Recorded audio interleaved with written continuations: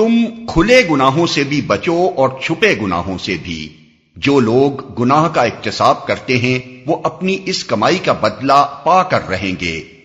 اور جس جانور کو اللہ کا نام لے کر ذبح نہ کیا گیا ہو اس کا گوشت نہ کھاؤ، ایسا کرنا فسق ہے۔ شیاطین اپنے ساتھیوں کے دلوں میں شکوک و اعتراضات القاء کرتے ہیں تاکہ وہ تم سے جھگڑا کریں، لیکن اگر تم نے ان کی اطاعت قبول کر لی تو یقیناً تم مشرک ہو۔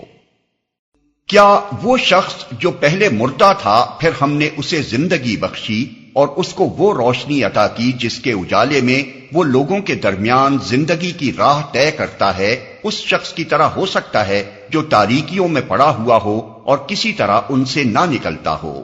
کافروں کے لیے تو اسی طرح ان کے اعمال خوشنما بنا دیے گئے ہیں۔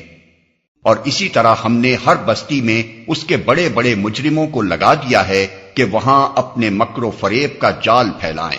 دراصل وہ اپنے فریب کے جال میں آپ پھنستے ہیں مگر انہیں اس کا شعور نہیں ہے۔